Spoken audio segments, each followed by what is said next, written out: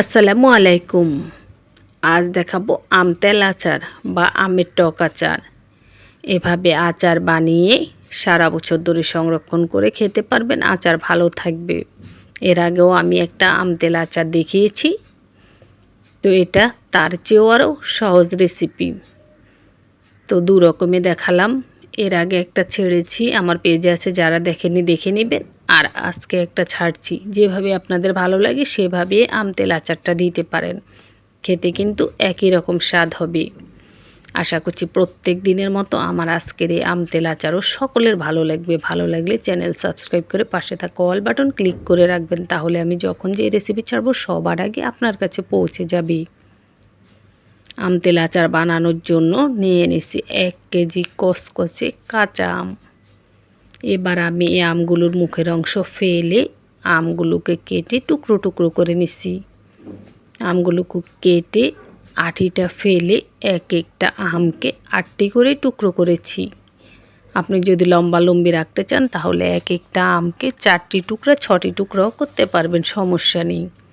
তবে খেয়াল রাখতে হবে আম তেল আচার বানানোর জন্য আঠি বাঁধানো আমই পারফেক্ট, এবং এটাই নিতে হবে। আর আমার কিছু আম দেখতে মনে হচ্ছে পেকে গেছে, পাকার মতো কালার আসছে ঠিকই, কিন্তু আমগুলো একেবারে কচকচে কাঁচা। যাই হোক, কচকচে কাঁচা আম নেবেন, তবে এই আচারটা স্বাদ হয় বেশি। এবার আমি এই আমের টুকরোগুলোকে বলে নিয়ে নিচ্ছি বেশি করে পানি। এটা নর্মাল পানি, কল থেকে নিয়েই এখানে দিয়ে দিলাম। একেবারে আম ডুবো ডুবো করে পানি দিতে হবে। দিয়ে দিচ্ছি 1 চায়ের চামচ লবণ, পুরো 1 চায়ের চামচ লবণই দিলাম। তারপর লবণ পানির মধ্যে আমগুলোকে হাত দিয়ে খুব ভালো করে উল্টে পাল্টে মিশিয়ে নিচ্ছি। এই কাজটা হাত দিয়ে করবেন, তাহলে আমের প্রত্যেকটা টুকরা লবণ পানির ভিতরে খুব ভালোভাবে ডুবে থাকবে। তারপর লবণ পানির মধ্যে আমের টুকরোগুলো ডুবিয়ে দিলাম। এবার ঢাকনা দিয়ে ঢেকে রেখে দিচ্ছি ঘড়ি ধরে পাক্কা 1 ঘন্টার জন্য। 1 ঘন্টা হয়ে গেছে। এই আমগুলো কাটার আগে আমি পরিষ্কার করে ধুয়ে নিচ্ছি, তাই এখন আর ধুয়ে নেব না। এখন এই লবণ পানি থেকে তুলে নেব আমগুলো, বাস। তো আমি লবণ পানি থেকে তুলে একটা জালিতে নিয়ে নিচ্ছি। এতে করে আমের গায়ে লেগে থাকা এক্সট্রা পানিটা ঝরে যাবে। সবগুলো আমের টুকরো এই জালিতে নিয়ে নিলাম। এবার একটু ছড়িয়ে এই জালিতে রেখে দিচ্ছি, যাতে করে আমের গায়ে লেগে থাকা এক্সট্রা পানিটা খুব ভালো করে ঝরে যায়। পানিটা ঝরতে থাকুক, এদিকে আমি আচার বানানোর জন্য মশলা রেডি করে নিচ্ছি। এই দেখুন, এভাবে জালিতে করে এক সাইডে রেখে দিছি। এবার মশলা রেডি করছি।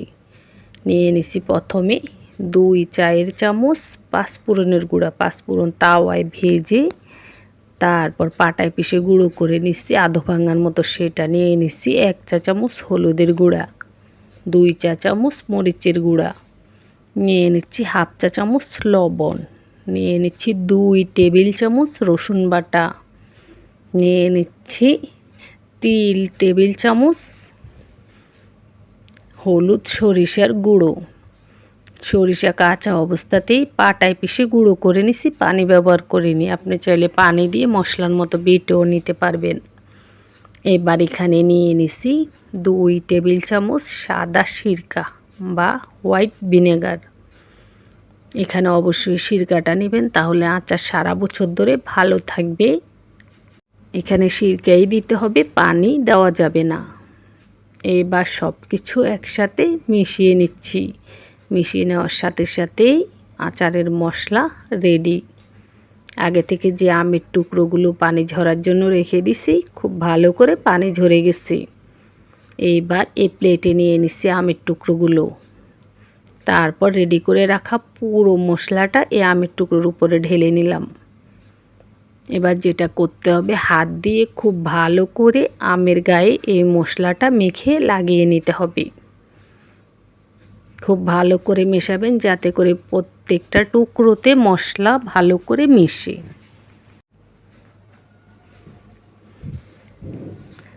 এভাবে আমতেল আচার বানালে আমতেল আচার বানানো কিন্তু খুব সহজ, আর এই আমতেল আচারটার টেস্ট কিন্তু অনেক বেশি। আবার এটা সারা বছর ধরে সংরক্ষণ করে রাখলেও কিন্তু ভালো থাকে, একেবারে রুমের নরমালেই সারা বছর ধরে ভালো থাকবে। আচ্ছা দেখুন, প্রত্যেকটা টুকরোতে মশলা খুব ভালো করে মিশিয়ে নিছি। এই যে এবার এই প্লেটের মধ্যেই এভাবে ছড়িয়ে এই আমের টুকরোগুলোকে রোদে দিয়ে শুকোতে হবে। যদি রোদের ব্যবস্থা কারো না থাকে সেই ক্ষেত্রে ফ্যানের নিচে অথবা চুলার নিচে দিয়ে শুকিয়ে নিতে পারবেন। তো আমার রোদের ব্যবস্থা আছে, তাও কিন্তু আমি রোদে দিইনি, আমি ফ্যানের নিচে আর চুলার নিচে দিয়ে এই আমগুলোকে শুকিয়ে নিছি। এই দেখুন এভাবে আমগুলো শুকাতে হবে এমনভাবে যাতে করে মশলা ভালো করে শুকিয়ে আমের গায়ের সাথে লেগে যায়। বাস এই রকম শুকালেই হবে, এটা দেখে বুঝে নেবেন কী রকম শুকাতে হবে। আর যদি আপনি রোদে শুকান, একদিনের রোদে খুব ভালো করে শুকিয়ে নিলেই হবে উল্টে পাল্টে। এবার শুকিয়ে নেওয়া এই আমের টুকরোগুলো আমি একটা বয়মে ঢুকিয়ে নিচ্ছি। তারপর এখানে নিয়ে নিচ্ছি সরিষার তেল, নিয়ে নিচ্ছি একটি রসুনের কোষ ও শুকনো মরিচ 4টি। এবার রসুনের কোষ আর শুকনো মরিচ এই তেলের মধ্যে ভেজে সুন্দর গ্রান হওয়া পর্যন্ত এই তেলটাকে চুলায় দিয়ে জাল করে নিচ্ছি। যখনই শুকনো মরিচ ও রসুনের সুন্দর একটা গ্রান বের হবে তেলে ভাজা গ্রানের মতো, তখনই চুলাটা নিভিয়ে দিতে হবে। তো চুলাটা নিভিয়ে দিয়ে এই তেল আমি খুব ভালো করে ঠান্ডা করে নিচ্ছি। তারপর যে বয়মে আমের টুকরোগুলো নিছি সে বয়মে তেলটা ঢেলে নিছি। তো এখানে আরও তেল লাগবে, আমি পরে আবারও তেল গরম করে ঠান্ডা করে এই বয়মে ঢেলে নেব। বাস এভাবে একটানা 7 দিনের মতো রোদে দেব এই বয়মটা। প্রত্যেক দিন রোদে দিতে হবে একটানা 7 দিনের মতো। আর তেল কিন্তু আরও দিয়ে দিতে হবে, তেলটা বয়ম ভরে দিতে হবে। একটানা 7 দিন রোদে দেওয়ার পরে আমগুলো কিন্তু বয়মে আরও ভরতে থাকবে, মানে আমগুলো আগের মতো বড় বড় টুকরো হতে থাকবে, আমগুলো তেল টেনে নরম হবে। তারপর এভাবেই আপনারা রুমের নরমালে রেখে সারা বছর ধরে সংরক্ষণ করে খেতে পারবেন। মাঝে মাঝে রোদে দিতে হবে। আর যদি আপনারা নরমাল ফ্রিজে রেখে খান সেক্ষেত্রেও খেতে পারবেন, মাঝে মাঝে রোদে দিতে হবে। আর যদি রোদে না দিতে চান তাহলে মাঝে মাঝে নামিয়ে গরম করে আবার ঠান্ডা করে বয়মে ঢুকিয়ে রাখতে হবে। আচ্ছা, একটানা 7 দিন রোদে দেওয়ার পরে বা এগুলো ধীরে ধীরে ঘরে থাকার পরে এগুলো দেখতে ঠিক এমন হবে। এই দেখুন আমার এই আচারটা অন্য আমতেল আচার ঠিক এই রকম হবে। আমতেল আচারটা মানে আপনাদেরকে বোঝানোর জন্য এই বয়মটা দেখাচ্ছি। কদিন আগে আমি একটা আমতেল আচার ছেড়েছি, সেটা হচ্ছে এটা। আর আজকে যেটা দেখাচ্ছি সেটা তেলের মধ্যে থাকতে থাকতে কদিন পরে এরকমই হবে। এই দুভাবে আমতেল আচার দেওয়া যায়। তো আপনাদের বোঝার জন্য আমি আগেরটাও বলে দিছি এবং দেখিয়ে দিছি। আপনারা যেভাবে ভালো লাগে সেভাবে আমতেল আচারটা দিতে পারবেন।